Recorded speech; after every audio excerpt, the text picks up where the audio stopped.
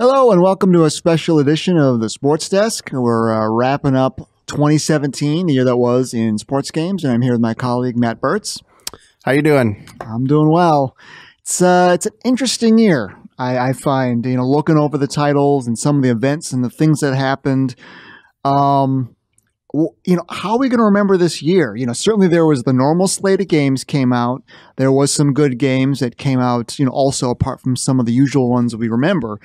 But when you're talking about things like, microtransactions, you're talking about a great game like NBA 2K18 having a crazy launch.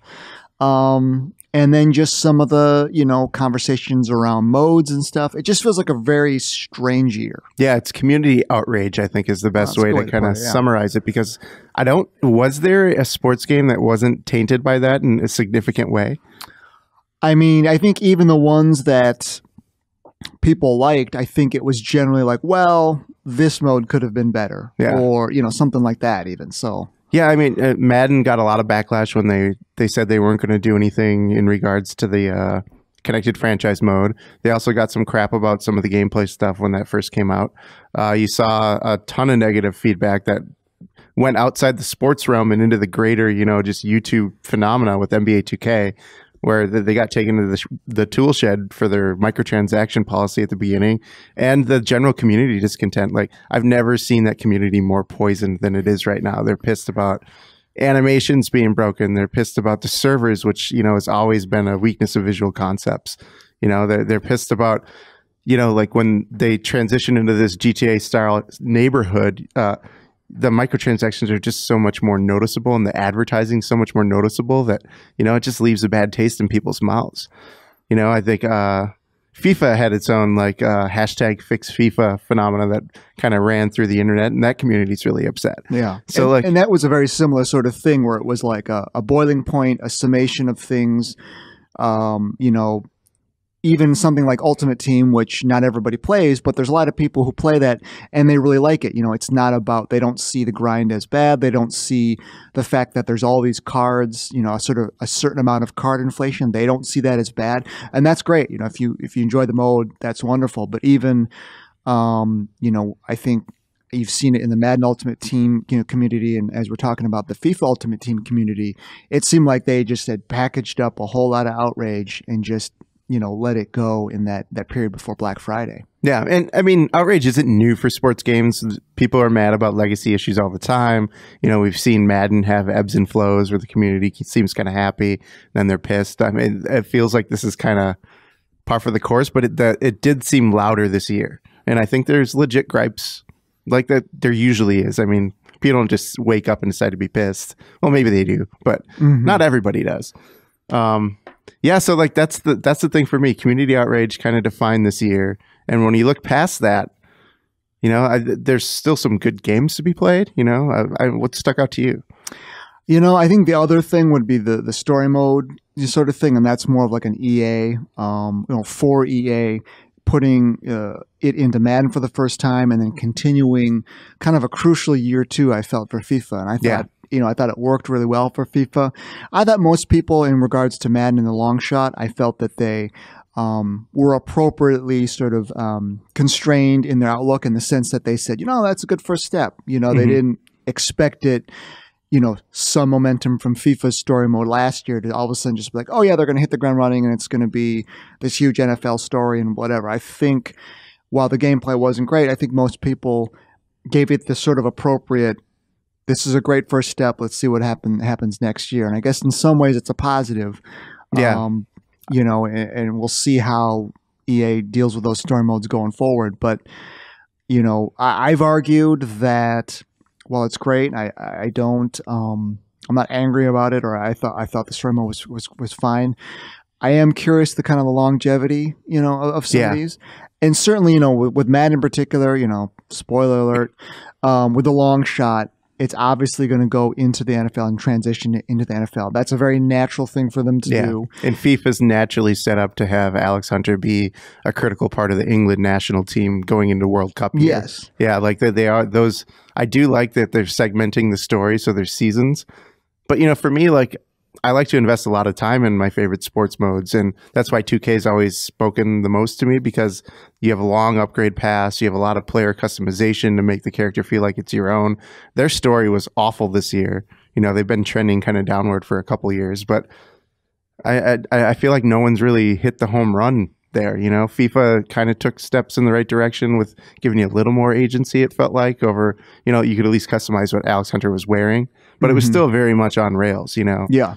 And then that's one of those things where we may be happy with like the performances or the story in FIFA 18 in particular, but let's say if next year there's some of the atmosphere and some of the context, which I felt has been missing from Alex Hunter's story, or even, you know, like he goes to LA and stuff like that, and you're like, you know, who cares? Yeah. If they don't I was nail, so pissed when that happened. Yeah, if they don't nail, let's say, like the Premier League, or if they don't nail the, you know, things with the managers, if they don't nail, you know, the absolute vibe with the World Cup, the big opportunity there, if they don't do that, then then the third year they haven't done that. And so they may have an outlet for the story, and it might be going places you'd expect in a good way. That's still a huge thing that just doesn't work. And even we've talked about it too, like you're Alex Hunter, you're supposed to be the star, and then in the gameplay you get on there and you're a 60 or 70 you rated can't guy. even hit the broadside of a barn. Same thing with like long shot. We expect it to go in the NFL, but if they can't better marry the very simple, you know, sort of gameplay, almost kind of strange gameplay, or even off-putting gameplay of the long shot, and marry that, then you know, what's going to have been accomplished. And that mode did nothing for me, I'll be honest. Like, as a big football fan, you know, the story, like the acting was well done. I thought like the music and presentation was well done, but I just didn't really care about the character. It's totally fine if they walk away from him in my book. And the gameplay was just awful. Those like guiding the football like it's an arrow, you know, in an RPG to a guy's hands. Like, I just don't care. And you look at NBA 2K, I mean, they've done story related stuff with the GM mode. That's probably my favorite. Yeah, and you know, it'd be curious, do they want to keep that off to the side and have it that way? Do they try to make something that's like literally an all-in-one story thing by adding the player stuff, the My Career? Yeah, that would be tough. And then you've got Live too, who's also trying to do more of that character, you know, based, you know, sort of upgrade from 0 to 100 kind of progression, which is different, of course, than just the straight, you know, cinematic, you know, things that we're seeing in Madden and whatnot. But could Madden, you know, try to their own hand at something, you know, more like that? So that's another, quote, story sort of branch that maybe these games will explore in 2018. Yeah, I do hope that. I know some people were off put by the My GM mode in NBA 2K, the storyline that kind of sets you up with this awful owner. But to me, like, that was a new experience I haven't had before in a sports game. And, you know, if I want that pure GM experience, the great thing about 2K is I can play my league. You know, it strips away all that stuff. You just focus on, you know, building your dynasty, and that's what it is. But I kind of liked that weird, having a super class of talented players you're trying to maneuver around in the draft to get, you know, like dealing with owners with unrealistic expectations, or like moves that frankly are just like kind of sabotaging you in the press and, you know, in your team building. You know, I bought into that as a narrative, and I hope they do something like that again. Going on to, again, continuing with Ultimate Team, or, you know, so moving, but also going back to Ultimate Team, you know, we're talking about the outrage of 2017 so far. And I think part of that, you know, I think, again, brings up Ultimate Team as a topic. And, you know, do you think that we've kind of seen all what Ultimate Team can, you know, by the way, I see Ultimate Team in terms of, you know, as a blanket term for all of them, where it's Konami's, you know, Pez is My Club or whatever. Yeah, digital card collection. Yeah, fantasy collection. Have we seen the most of what that has to offer? Have we seen the breaking point? It's certainly, you know, I was actually impressed with how diverse the experience got with Madden this year. I didn't spend as much time with FIFA, but every time I logged into Madden, there was different challenges I could go for. And it seemed like it was a lot quicker to get an effective player. I didn't feel like I'm toiling with a bunch of like 60s and 70s for any of the games. You know, you go through the gauntlet once and you do a couple of these challenges and you're looking good. Your team is competitive at least. So the fact that you can kind of ramp into that, and then the true thing that you're trying to get are those high level, you know, the 90s. There's stuff that's built in. If you don't want to spend money, you can still do it. So I don't have a problem with that, the way it's designed. And every year they're going to tweak it and try to get a little more money out of it. And I feel like that's where 2K really got their feet held to the fire with my team. Like my team, the whole time I was playing it, I'm worried about player contracts and the rewards I'm getting with their loot box card opening. Like I just felt like I was never really getting stuff that was valuable. So it was encouraging you to spend a little more. And that's always the line for me. Do I feel like I'm getting anything worth ever? In terms of Madden, when you're, building your team, did you feel you were like hitting sort of satisfaction tiers in the sense that, you're getting some guys, you're building your team up, you're maybe grinding a bit, and then you kind of have a breakthrough where like, okay, I've got a really good team, now I'm going to start over to take it to the next level? Or was it more of like a drip of, I did this thing, I got this cool guy, and then I got this other guy, and I don't know, for you personally, what you find? It's the micro goals, I feel like, because it's, to me, like, I don't really like playing online versus with the regular teams because people only use like 4 teams, like that's why I wish Madden would do something like NBA 2K does, where you have every single franchise as their best team of all time. You have the classic teams. If they quadrupled down on that and just gave you a diverse array of team options, that would be more fun. But for me, Ultimate Team is where, it's always interesting to see what other teams are doing or other people are doing with their teams. When you see those trends, like a couple of years ago, Gronk was like the fullback du jour. Everybody put Gronk at fullback and went with it.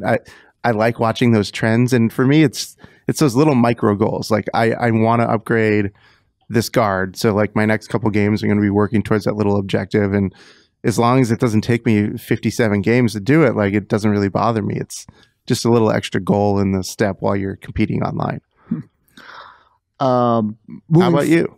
I liked. I put in a little bit of time in the beginning for Madden. I did feel that while I kind of knew that the new leveling system was pretty easy and you just kind of fly through it. So it's like, okay, it's a little bit of a gating, but it's not that big of a deal. I did feel that there was that kind of drip by drip satisfaction. Like I didn't mess around much with like chemistry styles or optimizing that way, but I did feel that there was always something I could do to get maybe one card. Maybe it would just be to, I guess either purchase a card or get or earn another card that I felt pretty much would improve some aspect of my team. So I kind of liked it. So I did feel that, at least in the beginning, that it was pretty generous in a good way, and I competed, I use that term loosely. I did play a little bit online, and I felt like, okay, like matchmaking wise and stuff, that it wasn't too bad. And in FIFA, I actually really liked the squad battles because, yes, you're just playing a team like you would play on another team, but given that previously it was just, you would just enter a single player tournament that was really basic and you just would blow through the AI, having the different difficulty levels and actually being able to see some different rosters other than just a bunch of guys you've never heard of that the AI puts up against you, did make it a little more interesting. I've read anecdotally that there's some people who say that, well, the AI will flip some switches and make it a little bit more difficult than it should be. But I mean, there's always those complaints, as we've been saying about, sports games. Yeah. So moving, I guess, a little bit more sort of positively, I guess, 2017, I think by score or whatever, just off the top of my head, NBA 2K18 was certainly the best scoring game. It's a game that we really like.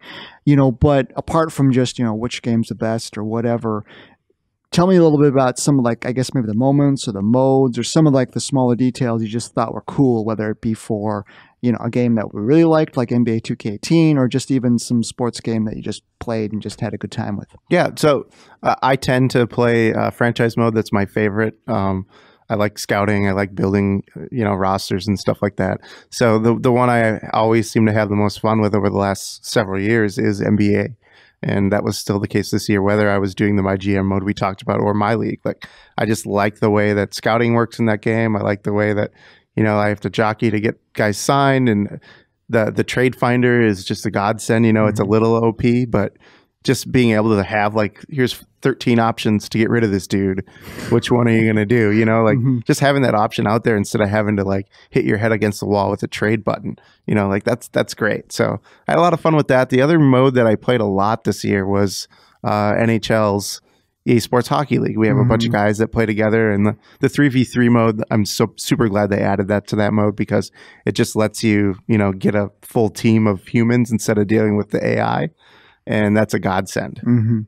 Did you, just going back to NBA 2K18 and the GM features, did you use the analytics tool very much? Yeah, it's kind of one, I don't really use it when I'm looking for starting material because it's kind of so clear what guys are out there that are going to be good starters, but it does help for when you're trying to get into like, okay, I need a spot up 3 shooter who, if I'm simming a lot, I know he can shoot from this side of the floor because my team's set up to play this way. Or I just need like a guy who's really good around the rim and he can shut stuff down. Like being able to sort through all the players in the league based on how good they are at those things is really nice. So I did like that. It's just a great sorting tool. I feel like the term analytics is a little, misleading because it's not like you're getting like crazy stats back on these guys that, are like secondary or third tier super stats. Sure.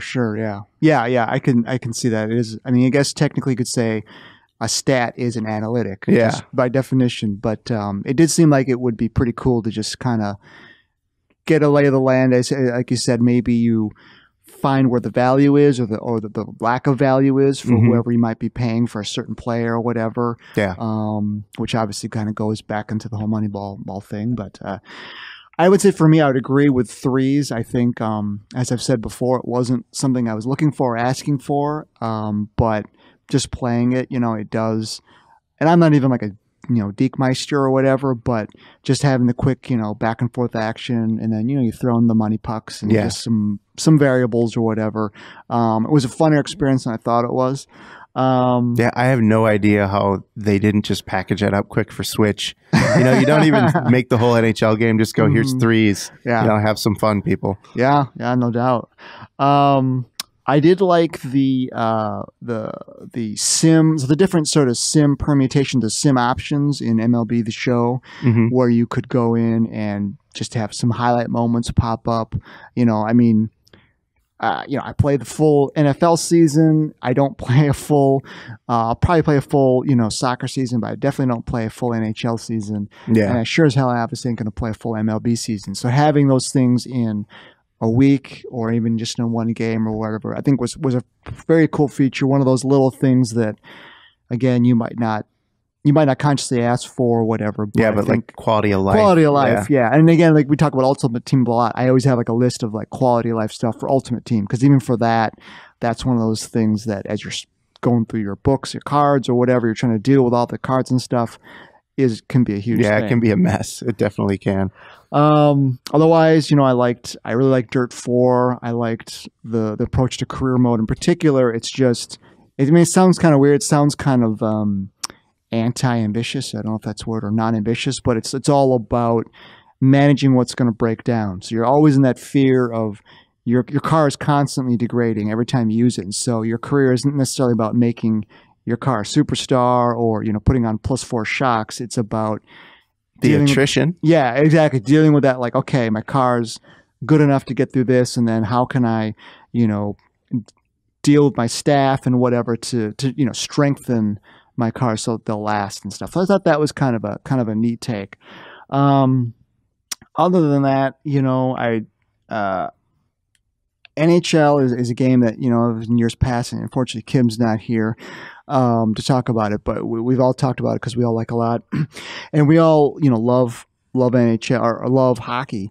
And I actually just kind of found I had a little bit more fun with NHL this year. I don't know that there was anything that was in the gameplay department that was majorly different, but I did feel I was able to, cycle a little bit more. And I think I also enjoyed the front of the net battles a little bit more, using triangle button to just kind of move people around, shift them, give them a little, shot in the back. I think maybe on power plays and even just kind of setting it up when the other team sets up the cycle, just being a little more conscious of how I can use use triangle and use that tool a little bit to kind of my advantage to just get some of those guys out of the places, cover them, just bother them a little bit so they can't get some of those easy shots, which where they're going to be and where they're going to make those money shots. Yeah. And so just that little tool, I think I used it a little bit more this year. And I think, again, for a game that hasn't changed dramatically gameplay wise, I do think I just had a little more fun playing NHL this year. I thought the addition, bringing back the defensive skill stick so you can take away ice and kind of control where people are going, I'm so happy that's back.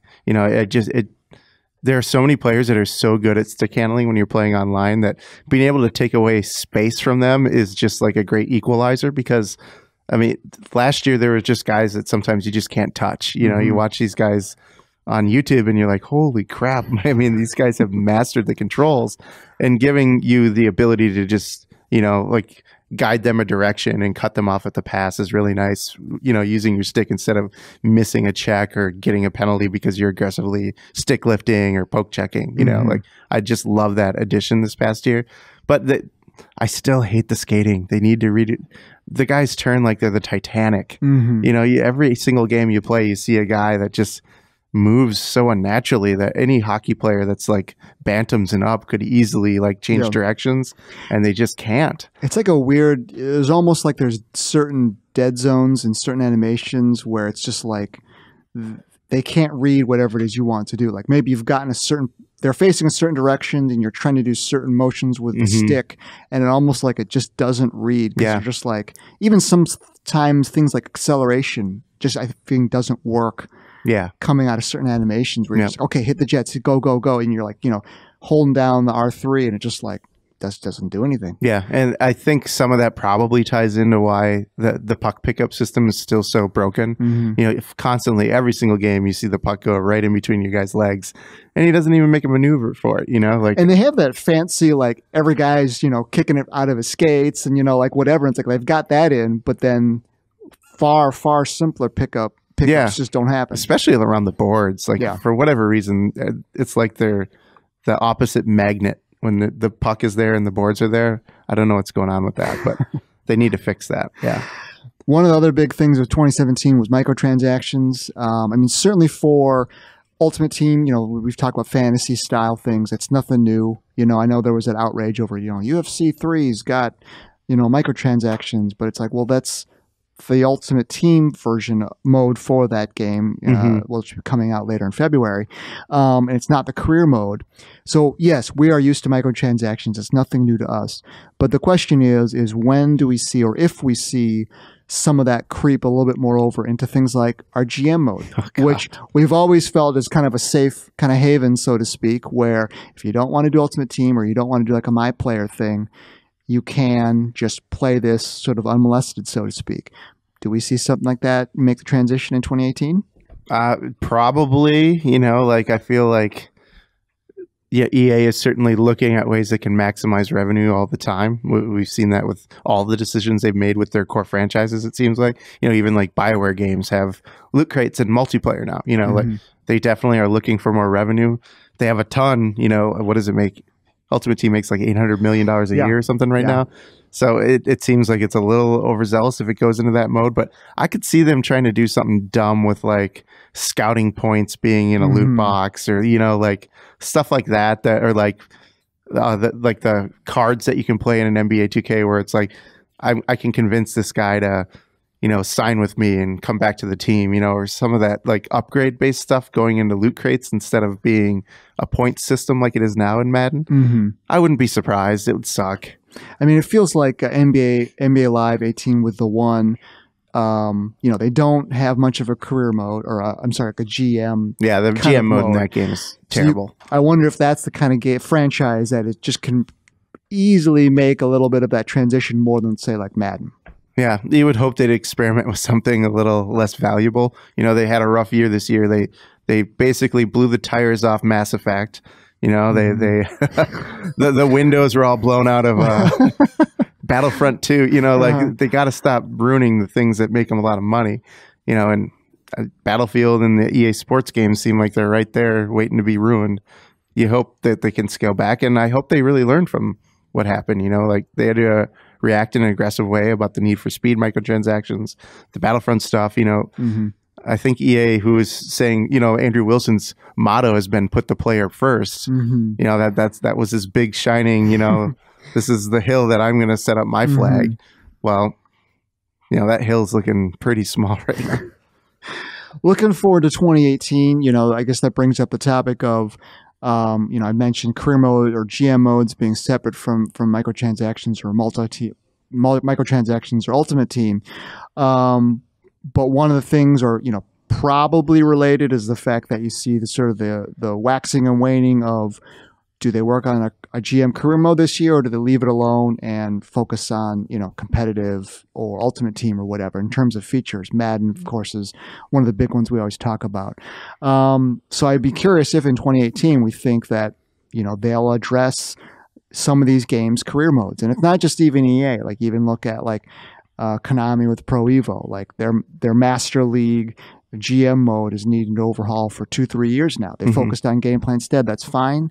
But 2018, you'd hope, would be the year of the career mode, the career GM mode. But, if we're talking microtransactions and some of the big pie that some of these companies are looking at and ways they can make money, you could always argue that a GM career mode is not the way to do that. Yeah.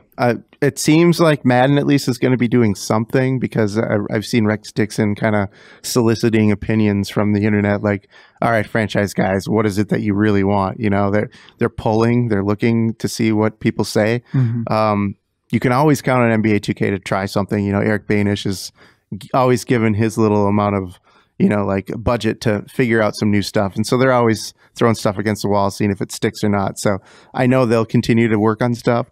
Outside of that, NHL, they kind of leaked through one of those surveys the stuff they were looking at to do for next year. And one of the things on there was scouting, which, they're using the scouting system from like NHL 11 or something still. And it's terrible. So I'm so thankful that it looks like they're going to take that seriously. So we probably will see some stuff, but I don't think we're going to see like, here's this brand new mode, like we've totally reworked it, Maybe we get slight tweaks that people are going to be happy about. The one we've always been talking about with Madden in particular is no one's mastered free agency. No one's captured that magic where we're sitting there hitting F5 on Pro Football Talk the day free agency opens because, this guy's getting on a plane. He's going here, they're not letting that guy leave the building, like the flight tracker. Yeah, you got to have an in-game flight tracker, man. Yeah, like giving you points to spend, kind of like they had in the NCAA football games, where like you only have X amount of resources. Are you going to use that to like fly a private jet to the cornerback that you really want?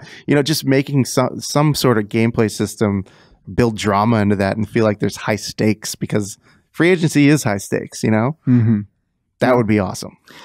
Last question. We can go a couple different ways with this, but in terms of 2018, looking at the games, there's certainly, again, there'll be the normal cast of characters will be returning. We're not going to see Fight Night. We're not going to see NCAA. We're not going to see, I really don't think we're going to see a VC NFL game, or we won't. So we can throw those out. But I don't know if there's any kind of games you're looking forward to. I guess let me back up. I think it's going to be kind of a weird year. We'll have the normal ones we expect. We'll have something like UFC 3, which, is not every year. That'll be out. But when you look at, racing, GT's come out. That's come and gone. Forza, it'll be the year of Forza Horizon, not Forza Motorsport. Codemasters just blew their wad last season. They'll have Onrush, which is like an arcade game this year. Golf Club 2 was last year. They'll just kind of update that. So I'm curious what kind of year it's going to be. So I didn't know if you had any ideas of any kind of games or smaller games or anything that you've seen, announced or whatever that you think could be kind of cool for 2018 in the sports sense. I don't know. There's so many weird little ones that we kind of were looking at the Steam page together that one day. There's all these weird sports games on Steam that I feel like I need to dive into just to see what they're like. A lot of them are more arcade in nature. A lot of them are about gore and blood. They kind of remind me more of those NES like classic games like Arch Rivals, Sure. or Bill Lambert's Combat Basketball. Maybe we'll dig into some of that. But in terms of new stuff, I don't know. It's tough to say. All I want next year is I want NBA 2K to figure out their servers, man. Just fix the servers. It's been a decade. They're always a problem. Just hire some dude who knows that stuff. Pay the money. You have the money. Yeah. Yeah. Yeah. It should be interesting.